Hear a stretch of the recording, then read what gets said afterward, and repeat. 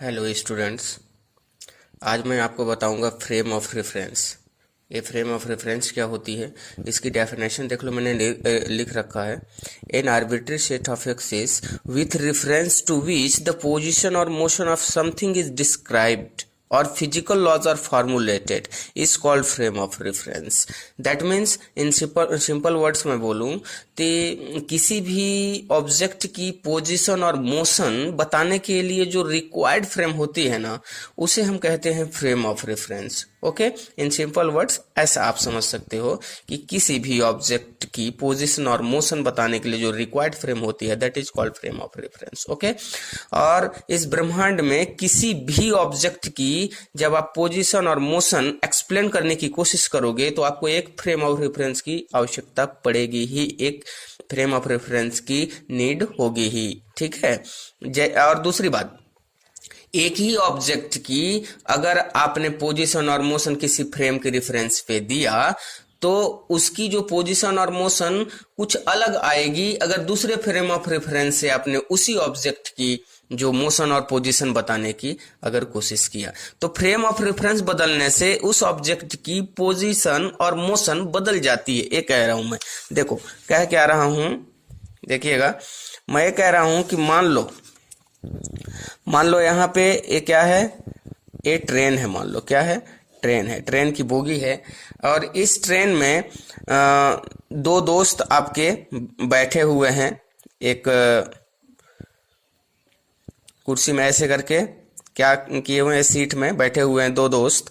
अब ये ट्रेन चलती है और स्टेशन में आप खड़े हो। स्टेशन में क्या है, किसी स्टेशन में आप खड़े हो इन्हें टाटा बाय बाय बोलने के लिए। तो आप देख पा रहे हो कि यहाँ पे जो दोनों दोस्त हैं वो जब से बैठे हुए हैं तब से एक दूसरे की रेफरेंस पे अब देखो मैं क्या कह रहा हूं कि यहाँ पे जो रेफरेंस मैं ले रहा हूँ वो ट्रेन के अंदर ले रहा हूँ, इनसाइड द ट्रेन ले रहा हूँ। ठीक है, तो फ्रेम ऑफ रेफरेंस मुझे लेना ही पड़ेगा। तो इस लड़के के फ्रेम ऑफ रेफरेंस से इसे देखा जाता है तो ये एटरेस्ट पाया जाता है। भले ट्रेन मूविंग है लेकिन इसके रिस्पेक्ट पे ये क्या पाया जा रहा है, एटरेस्ट। अब इस फ्रेम ऑफ रेफरेंस से इसे अगर देखा जाता है तो ये भी क्या पाता है कि ये मेरा दोस्त भी एटरेस्ट है और जब से बैठा है तब से बस एटरेस्ट है। एक दूसरे के जो रिस्पेक्ट पे दोनों क्या है, एटरेस्ट है। बट ये ट्रेन चल रही है, मूविंग है, तो इन दोनों के रेफरेंस में ये दोनों तो एटरेस्ट है। लेकिन जब ये ट्रेन यहां से पार होती है, स्टेशन से पार होती है, उस टाइम जब ये लड़का देखता है इन दोनों दोस्तों को, टाटा बाय बाय करता है, तो अब इस फ्रेम ऑफ रेफरेंस से हम देखते हैं इन दोनों को। तो इस लड़के के फ्रेम ऑफ रेफरेंस से ये दोनों क्या है, मोशन में दिख रहे हैं। मोशन में दिख रहे हैं ना, क्योंकि ये ट्रेन में बैठे हैं और ट्रेन मोशन में है, और ट्रेन मोशन में है तो उसके साथ साथ ये दोनों भी मोशन में है। तो इस फ्रेम ऑफ रेफरेंस से ये दोनों क्या दिख रहे हैं, इस फ्रेम ऑफ रेफरेंस से ये दोनों क्या दिख रहे हैं, मोशन में दिख रहे हैं ना। अब देखना, अब इन दोनों के फ्रेम ऑफ रेफरेंस से ये लड़का कैसा दिखेगा। एक्चुअली में ये एटरेस्ट है, लेकिन इन दोनों के फ्रेम ऑफ रेफरेंस से जब फ्रेम ऑफ रेफरेंस में बदल रहा हूं, देखो तो इन दोनों के फ्रेम ऑफ रेफरेंस से ये लड़का पीछे की तरफ जाता हुआ दिखेगा, उतने ही स्पीड से जितने स्पीड से ये ट्रेन जा रही है। ये पीछे हुए जाता हुआ दिखेगा। इसके अगल बगल अगर ट्री है तो ट्री भी पीछे की तरफ जाती हुई दिखेंगी। एक्चुअल में ये तो एटरेस्ट है, फिर भी फ्रेम ऑफ रेफरेंस बदलने से इनकी पोजिशन और मोशन बदल रही है कि नहीं बदल रही है। अगर एक्चुअल में यहाँ पे एक दोस्त और खड़ा है, मान लो, जो दोनों टाटा बाय बाय करने आए, तब इस फ्रेम ऑफ रेफरेंस से जब इस लड़के को देखा जाएगा तो एटरेस्ट पाया जाएगा। लेकिन इस फ्रेम ऑफ रेफरेंस से देख रहे हैं तो एटरेस्ट नहीं पाया जा रहा है, ये पीछे की तरफ जा रहा है। एक्चुअल में पेड़ कैसा है, एटरेस्ट, फिर भी पेड़ भी पीछे की तरफ जाता हुआ दिख रहा है। तो फ्रेम ऑफ रेफरेंस बदलने से ना आपकी जो ऑब्जेक्ट है उसकी पोजीशन और मोशन पूरी बदल जाती है। ठीक है, इसलिए फ्रेम ऑफ रेफरेंस बहुत इंपॉर्टेंट है। किसी भी ऑब्जेक्ट की पोजीशन और मोशन बताने के लिए जो रिक्वायर्ड फ्रेम होगी that is called frame of reference. I hope आपने फ्रेम ऑफ रेफरेंस समझ ही लिया होगा कि किसी भी ऑब्जेक्ट को जब हम एक्सप्लेन करते हैं, उसकी पोजीशन और मोशन बताना चाहते हैं, तो एक फ्रेम ऑफ रेफरेंस की आवश्यकता पड़ती ही है। और फ्रेम ऑफ रेफरेंस बदलने से उसकी पोजीशन और मोशन बदल जाती है, ये भी आपने जान लिया। और दूसरी बात मैं आपको बता दूं, जब कभी भी फ्रेम ऑफ रेफरेंस हम लेते हैं तो हमेशा एक इनर्शियल फ्रेम ऑफ रेफरेंस लेते हैं, मतलब जो एब्सोल्युटली एट रेस्ट हो। लेकिन इस ब्रह्मांड में कोई भी चीज एब्सोल्युटली एट रेस्ट है ही नहीं, फिर भी हम अपने कन्वीनियंस के लिए अर्थ को क्या मान लेते हैं, एट रेस्ट मान लेते हैं। जबकि अर्थ आप जानते हो सन के अराउंड क्या कर रहा है, रिवॉल्व कर रहा है, घूम रहा है, ठीक है। लेकिन एक्चुअल में अर्थ को हम एट रेस्ट इसलिए मान लेते हैं क्योंकि इसकी जो एंगुलर वेलोसिटी है ना ओमेगा, वो लगभग 0 के बराबर है। 0 नहीं है लेकिन 0 को टेंस करता है, इतना धीरे घूमता है कि ये 0 को टेंस करता है। इसलिए हम जब अर्थ को फ्रेम ऑफ रेफरेंस लेते हैं और इसके रिस्पेक्ट पे किसी दूसरे ऑब्जेक्ट की पोजीशन और मोशन बताना चाहते हैं या फिर लेबोरेटरी में कोई भी चीज की हम ऑब्जर्वेशन लेते हैं, तो अर्थ को हम फ्रेम ऑफ रेफरेंस ले लेते हैं, वो भी इनर्शियल फ्रेम ऑफ रेफरेंस, ठीक है। तो अब से हम जब कभी भी at rest, absolute at rest बात करेंगे तो वो लेंगे अर्थ को, क्योंकि अर्थ की एंगुलर वेलोसिटी लगभग टेंस करता है 0 को, मतलब 0 तो होता नहीं है लेकिन 0 को टेंस करता है, इसलिए हम अर्थ को अब एब्सोल्यूट एट रेस्ट मान के चलेंगे। I hope frame of reference की डेफिनेशन आपको समझ में आ गई है। आगे की बात कर लेता हूं। देखिए आगे की बात कर लेता हूं। मान लो आपके पास स्पेस में एक पार्टिकल है, एक पार्टिकल P है। मान लो स्पेस में आपके पास एक पार्टिकल P है जिसकी पोजीशन और मोशन हम बताना चाहते हैं, तो हमें एक फ्रेम ऑफ रेफरेंस की जरूरत पड़ेगी। मैंने एक फ्रेम ऑफ रेफरेंस ले लिया और मैं जो है इस पॉइंट O पर, मतलब ओरिजिन O पर खड़ा हूं और मैं यहां से इस जो आपकी पार्टिकल P है उसकी पोजीशन और मोशन बताना चाहता हूं। तो मुझे सबसे पहले ना, आप ध्यान रखना, जब भी फ्रेम ऑफ रेफरेंस आप लोगे और किसी की पोजीशन और मोशन बताना चाहोगे ना, तो जो फ्रेम ऑफ रेफरेंस है ना आपकी, उसकी ओरिजिन पॉइंट से उस पार्टिकल की आपको पोजीशन वेक्टर निकालनी पड़ेगी। तो मैं O से P तक की पोजीशन वेक्टर निकाल ले रहा हूं, जिसको हम कहते हैं वेक्टर R। अब पोजीशन वेक्टर एक बार जब मिल जाएगी ना, तो आप उस पार्टिकल की जन्म कुंडली बता डालोगे।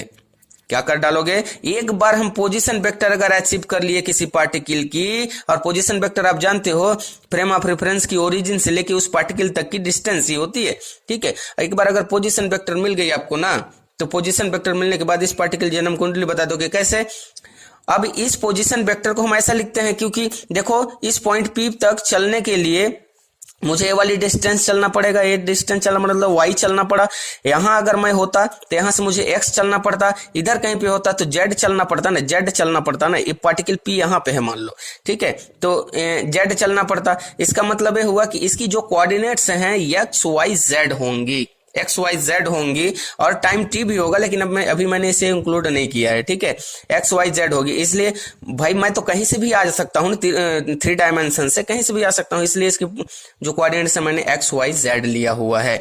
तो पार्टिकल पी की पोजीशन और मोशन बताने के लिए मैंने क्या निकाल लिया, पोजीशन वेक्टर, क्या एक्स आई कैप प्लस वाई जे कैप प्लस जेड के cap.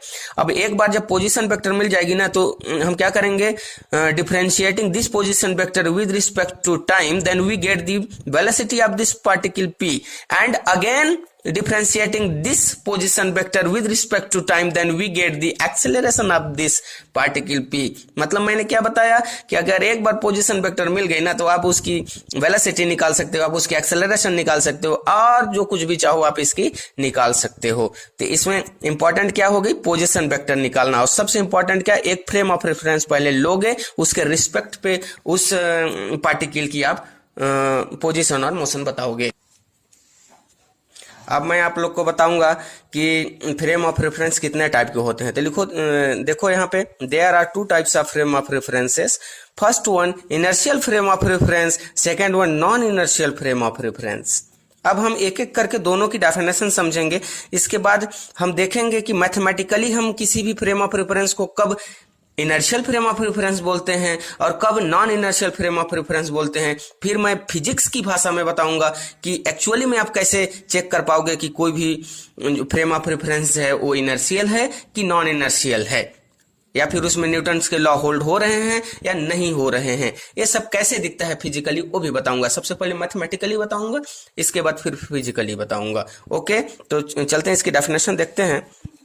Inertial frame of reference क्या बोलता है? An inertial frame of reference is a frame where Newton's law holds true. Okay, ये बहुत इंपॉर्टेंट बात है। An inertial frame of reference is a frame where Newton's law holds true. That means if no external force is acting on a body, it will stay at rest or remain in uniform motion. देखो क्या रहा है कि ऐसा कोई frame of reference आप लेते हो जिसमें इनर्शियल फ्रेम ऑफ रेफरेंस, उसे तब कहेंगे जब देखो इनर्शिया की लॉ मतलब न्यूटन्स लॉ जो है वो होल्ड करे, न्यूटन्स लॉ सेटिस्फाई करे उस फ्रेम ऑफ रेफरेंस पे, तब तो हम उसे क्या कहेंगे? तब तो उसे हम क्या कहेंगे? Inertial frame of reference. अगर न्यूटन्स लॉ होल्ड नहीं कर रहा है तो उसे हम non inertial frame of reference कह देंगे। ऐसा मुझे लगता है कि अगर जो इनर्शियल नहीं होगा नॉन इनर्शियल होगा। तो इसके एग्जांपल देख लो, a train moving with uniform velocity, ये भी क्या होती है? Inertial frame of reference. आगे अगर मैं बात करूं तो non inertial frame of reference की डेफिनेशन देख लो, फिर मैं समझाता हूं दोनों को। A frame of reference that accelerates with respect to an inertial frame of reference in which Newton's law does not holds. देखो ये पॉइंट है, Newton's law does not holds. Example है फ्रीली फॉलिंग लिफ्ट। ठीक है, अब समझाता हूं मैं आपको। देखो अब मैं आपको समझाता हूं, देखिएगा। न्यूटन्स लॉ होल्ड होने चाहिए, वो क्या होंगे? Inertial frame of reference. मतलब ये हुआ कि क्या कहता है इनर्शियल फ्रेम ऑफ रेफरेंस में कि जो बॉडी होगी, कोई बॉडी है आपके पास, उस बॉडी में जो एक्सटर्नल फोर्स होगा एफ, वो जीरो होगा। अच्छा, जीरो होगा एक्सटर्नल फोर्स, तो निश्चित तौर पे Newton second law of motion क्या बोलता है? F equal to M A. अब एफ इक्वल टू जीरो है, आपने कहा इनर्शियल फ्रेम ऑफ रेफरेंस में क्या होनी चाहिए? एक्सटर्नल फोर्स जीरो होनी चाहिए, तो जीरो है। और एम ए, अब देखना एम तो जीरो हो नहीं सकता, किसी भी ऑब्जेक्ट की मास तो जीरो नहीं होगी ना, इसका मतलब एक्सेलरेशन को जीरो होना पड़ेगा। और ध्यान रखना मैथमेटिकली जिस भी फ्रेम ऑफ रेफरेंस में एक्सेलरेशन जीरो आ जाएगी ना, आप उसे निश्चित तौर पे कह पाओगे कि वो इनर्शियल फ्रेम ऑफ रेफरेंस है। बात समझ में आई? एक कारण तो ए हो गई कि इनर्शियल फ्रेम ऑफ रेफरेंस में हो गई। ये एट रेस्ट था बॉडी। मान लो एक ट्रेन है, जो ट्रेन चल रही यूनिफॉर्म वेलोसिटी वी से, उसकी जो वेलोसिटी है वो चेंज नहीं हो रही है विद रिस्पेक्ट टू टाइम। जब velocity with respect to time change नहीं होगी तो आप क्या कहते हो एक्सेलरेशन को? The rate of the change of the velocity is called acceleration. ठीक है, वेग में परिवर्तन की दर को ही त्वरण कहते हैं ना। तो जब इस वेलोसिटी में चेंज ही नहीं हो रही है with respect to time, then यहाँ पे क्या है? एक्सेलरेशन है ही नहीं। तो एक्सेलरेशन कितना हो जाएगा? जीरो हो जाएगा। फिर ऐसा फ्रेम ऑफ रेफरेंस भी क्या हुआ? वो भी इनर्शियल फ्रेम ऑफ रेफरेंस हुआ। आप कहोगे कि सर ये बताओ ट्रेन मोशन में है तो फ्रेम ऑफ रेफरेंस कैसे हुआ? तो मैं कहूंगा भैया यूनिफॉर्म वेलोसिटी से जा रहा है, यूनिफॉर्म वेलोसिटी से जो भी मोशन करता है उसकी एक्सेलरेशन जीरो रहता है। और हमें क्या चाहिए भैया? एक्सेलरेशन जीरो ही तो चाहिए इनर्शियल फ्रेम ऑफ रेफरेंस में। बात समझ में आई? इसका मतलब न्यूटन्स लॉ यहाँ पे होल्ड हो रहा है, क्योंकि यहाँ पे velocity with respect to time change नहीं हो रहा है। इसका मतलब फोर्स यहाँ पे एक्टिंग नहीं है, एक्सटर्नल फोर्स नहीं लग रहा है। और एक्सटर्नल फोर्स नहीं लगता है तब एक्सेलरेशन जीरो आता है। आप यहाँ पे देख पा रहे हो, एक्सटर्नल फोर्स नहीं लगता है तो एक्सेलरेशन जीरो आता है। और यहाँ पे न्यूटन सेकेंड लॉ एकदम से वैलिड है, इसलिए क्या हो गई? Inertial frame of reference. अच्छा, और जिस फ्रेम ऑफ रेफरेंस में न्यूटन्स लॉ होल्ड नहीं होगी उसे हम क्या बोल देंगे भाई? उसे क्या बोल देंगे? Non inertial frame of reference. अब मैं मैथमेटिकली आपको समझा देता हूं, इसके बाद आपको कुछ एग्जांपल्स लेके इनको फिजिकली समझाने की कोशिश करूंगा कि किस फ्रेम को हम फ्रेम ऑफ रेफरेंस बोलेंगे, इनर्शियल फ्रेम ऑफ रेफरेंस बोलेंगे, किसे नहीं बोलेंगे। ठीक है, तो सबसे पहले हम आते हैं यहाँ पे। इसके बाद देखो दोस्तों, हम ये देखेंगे कि मैथमेटिकली किसी भी फ्रेम ऑफ रेफरेंस को हम कैसे चेक करेंगे को फ्रेम ऑफ रेफरेंस इनर्शियल है कि नॉन इनर्शियल है। ठीक है, तो यहाँ पे हम देखेंगे how to check a frame of reference will inertial और non inertial frame of references. तो आप देखिएगा यहाँ पे मैं ये ले रहा हूँ कि एक फ्रेम एस ले रहा हूँ जो 3 डायमेंशन में होगी, एस ले रहा हूँ, वो उसकी ओरिजिन ओ पे मैं बैठा हूँ ऑब्जर्वर के रूप में। और एक फ्रेम एस डेस ले रहा हूं मैं, जिसकी ओरिजिन ओ डेस है, जहां पे अपने दोस्त को मैं ऑब्जर्वर के रूप में बैठा दिया हूं। अब हुआ ये कि at time t is equal to 0, जब हमने फ्रेम एस डेस को मोशन में नहीं लाया था उस टाइम दोनों की ओरिजिन क्या थी? कॉन्साइड कर रही थी, ओ पर ही थी। ठीक है, at time T is equal to 0, दोनों की ओरिजिन ओ डेस पर ही थी। और आफ्टर टाइम टी मैं क्या बोलूंगा कि जो फ्रेम एस डेस है वो फ्रेम एस के रिस्पेक्ट पे पॉजिटिव एक्स एक्सिस के अलोंग क्या कर रहा है, यूनिफॉर्म वेलोसिटी वी से मूव कर रहा है। देखो वर्ड को समझना, यूनिफॉर्म वेलोसिटी मैंने कहा, ठीक है। Frame S dash is moving with uniform velocity v along the positive x axis with respect to frame s। Okay अब देखिएगा जो मेरा दोस्त है वो इस फ्रेम एस डेस में ही बैठा। फ्रेम एस डेस को आप समझना ट्रेन है, और फ्रेम एस क्या है, अर्थ है जहां पे मैं खड़ा हूं ऑब्जर्वर की इसकी ओरिजिन पे, और ट्रेन पे जो फ्रेम ऑफ रेफरेंस मैंने लिया है वो ए है जहां पे मेरा दोस्त ओ डेस पे खड़ा है। बात समझ में आ रही है क्या? अब देखना फ्रेम एस डेस की मैंने फ्रेम ऑफ रेफरेंस लिया है फ्रेम एस डेस ट्रेन में, वहां पे मैं ऑब्जर्वर के रूप में मेरा दोस्त, और अर्थ पे जो फ्रेम ऑफ रेफरेंसेस लिया वहां पे ऑब्जर्वर के रूप में मैं। अब देखना एक पार्टिकल पी है वो भी ट्रेन पे है, एक पार्टिकल पी है वो भी ट्रेन पे है, और वो क्या कर रहा है, फ्रेम एस डेस के साथ साथ क्या है, फ्रेम उसी में है, फ्रेम एस डेस के साथ साथ वो भी इस यूनिफॉर्म वेलोसिटी वी से क्या रहा है, मोशन में हो रहा होगा, यूनिफॉर्म वेलोसिटी से मोशन में जा रहा होगा। ओके तो आफ्टर टाइम टी ओ से ओ डेस पे पहुंच गया फ्रेम एस डेस। ओके तो यहां से जो मुझे वेलोसिटी निकालनी रहेगी तो मुझे क्या, सॉरी यहाँ पे ओ डेस की डिस्टेंस निकाला, ओ से ओ डेस की डिस्टेंस अगर निकालना है तो कैसे निकालूंगा, तो हम जानते हैं कि स्पीड इज इक्वल टू क्या होता है, डिस्टेंस अपॉन टाइम।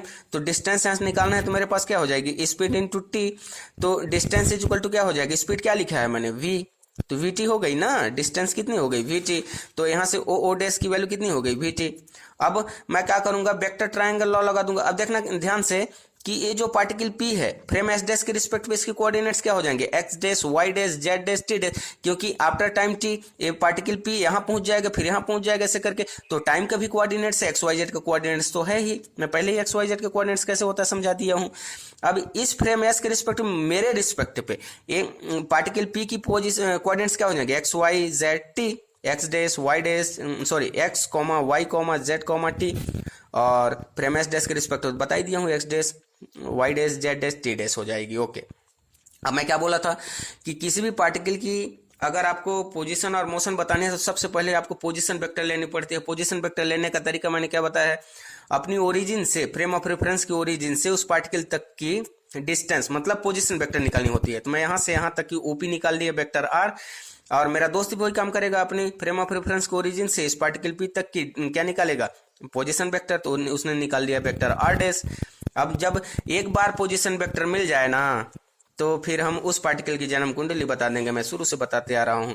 अब क्या करूंगा मैं, अब यहाँ पे देखूंगा कि दोनों पोजीशन वेक्टर में क्या रिलेशन है, तो vector r is equal to V T plus R dash, तो R dash is equal to होता है r माइनस वी टी। ये कहाँ से आया भैया, आप कहोगे सर आप कुछ भी लिख दे रहे हो, तो इससे आगे अब हम देखेंगे, इससे आगे हम देखेंगे कि ये वेक्टर ट्रायंगल लॉ से आता है, ठीक है।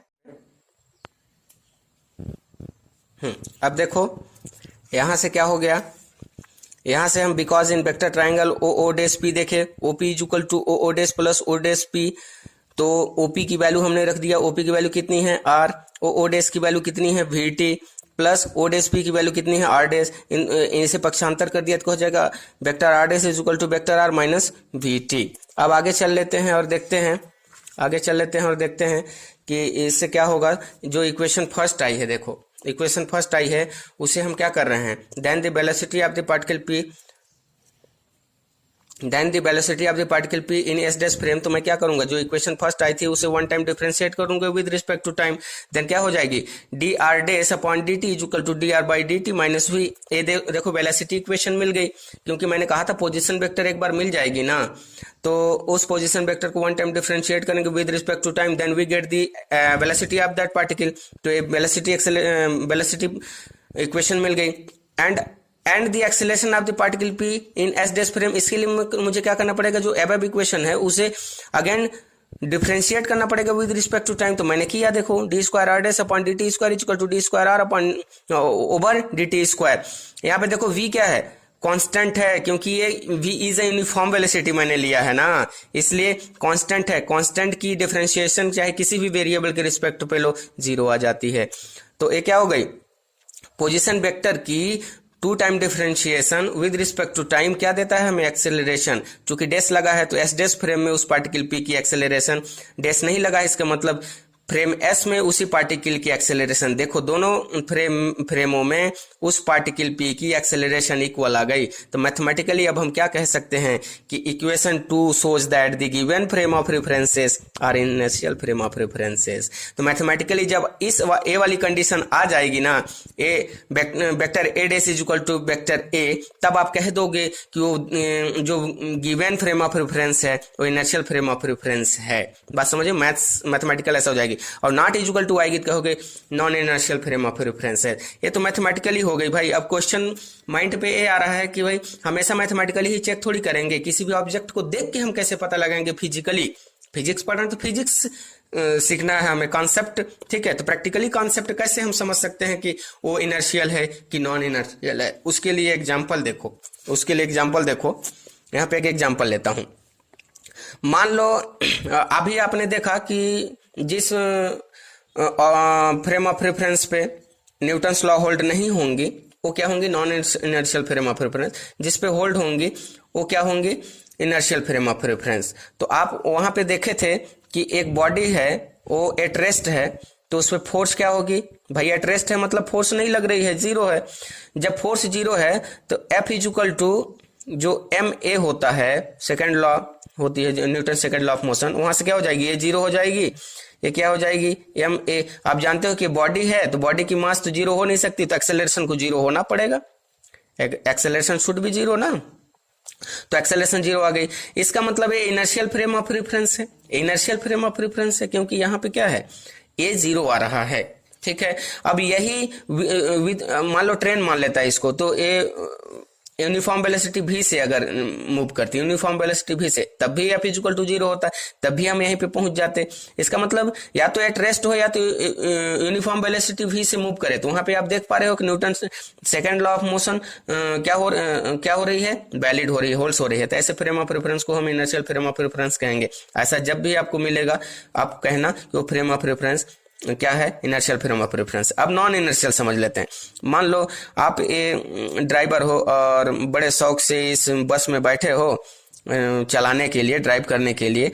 अब यहाँ पे एक बॉब मैंने ऐसे लटका दिया है, बस के बीचों बीच अंदर में एक बॉब लटका दिया है। अभी दोनों रेस्ट पे हो, जैसे ये एक्सेलरेटर दबाएगा ये गाड़ी आगे बढ़ेगी, तो वेलोसिटी आगे धीरे धीरे बढ़ेगा टाइम के रिस्पेक्ट पे। जब जैसे ये गाड़ी आगे बढ़ेगा ना, ये बॉब देखना, हमेशा ये प्रैक्टिकल करके देख लेना, ये बॉब पीछे की तरफ आ जाएगा, किसी एंगल थीटा से, पहले वाली पोजीशन और न्यू पोजीशन, मतलब इनिशियल और फाइनल पोजीशन के बीच में कुछ एंगल बन जाएगा, ठीक है। ये बॉब इधर आ जाएगा। अब सोचो आपने तो गाड़ी को चलाया, बॉब में तो कोई फोर्स अप्लाई नहीं किया क्या, बॉब में कोई फोर्स अप्लाई नहीं किया, फिर भी ये पीछे की तरफ आ गया। इसका मतलब न्यूटन लॉ यहाँ पे वैलिड नहीं हो रहा है। न्यूटन लॉ तो कहता है कि जब एक्सटर्नल फोर्स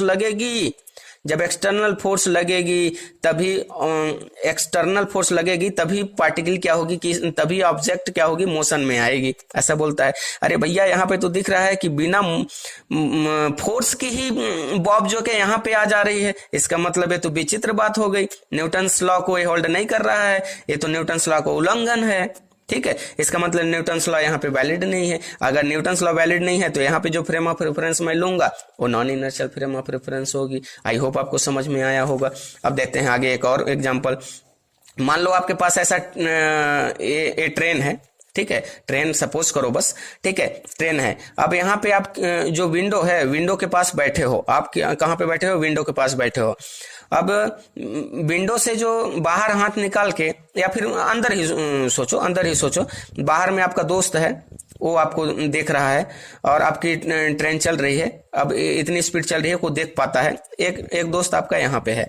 आप जैसे एक बॉल रखे हो और बॉल को शैतानी आपको सुझाए और बॉल को ऊपर उछाले तो बॉल, आप ट्रेन में बैठे और ट्रेन के साथ साथ आप मोशन में हो, ट्रेन के रिस्पेक्ट पे आप तो रेस्ट पे हो, लेकिन ट्रेन के साथ साथ क्या मोशन में हो। बॉल को जैसे उछालते हो तो ट्रेन भाई बॉल को ऊपर उछाले, जितना है आपके हाथ से यहाँ तक जाने में टाइम लगेगा, तब तक तो ट्रेन आगे बढ़ गई होगी। जब ट्रेन आगे बढ़ गई होगी उस टाइम आप देखोगे कि ये बॉल भी आपके उसी हाथ पे वैसे सरल रेखा में, स्ट्रेट लाइन पे आपके हाथ पे फिर से आके गिरता है। भाई आप सोचो, टी टाइम के बाद आप इस पोजीशन पे आ गए होगे तो बॉल भी इस पोजीशन पे आ गई होगी। अब देखो, आप तो ट्रेन के साथ बैठे हो, अब बॉल तो ट्रेन के साथ नहीं है ना, जब ऊपर उछाल दिया था हवा में चला गया, फिर भी आप ट्रेन के साथ मोशन में यहाँ पहुंच गए, लेकिन ये बॉल भी यहाँ पहुंच गई। अरे भैया बॉल में तो कोई मोशन ही नहीं, कोई फोर्स ही नहीं है, तो वो यहाँ क्यों कैसे पहुंच गई? तो एक अजीब बात हो गई ना।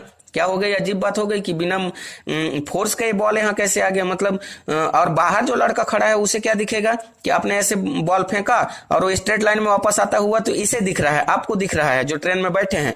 लेकिन बाहर जो लड़का खड़ा है उसे ऐसे पैराबोलिक पाथ में दिखेगा, ऐसे पैराबोलिक पाथ में आता हुआ आपके हाथ में गिरता हुआ दिखेगा।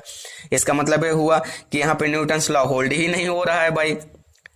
आप तो मोशन में हो, बॉल तो ऊपर हवा में था, फिर बॉल भी कैसे मोशन में आ गया? उसमें तो एक्सटर्नल फोर्स हमने लगाया ही नहीं। बाहर के बच्चे को तो ये ऐसा दिख रहा है गिरता हुआ, आपको तो ऐसा दिख रहा है कि ऊपर गया नीचे आया तुरंत आपके हाथ में, इस तरीके से दिख रहा है। तो यहाँ पे न्यूटन्स नियम, जो न्यूटन्स लॉ होल्ड नहीं हो रहे हैं, तो यहाँ पे जो फ्रेम ऑफ रेफरेंस होगी वो क्या होंगे?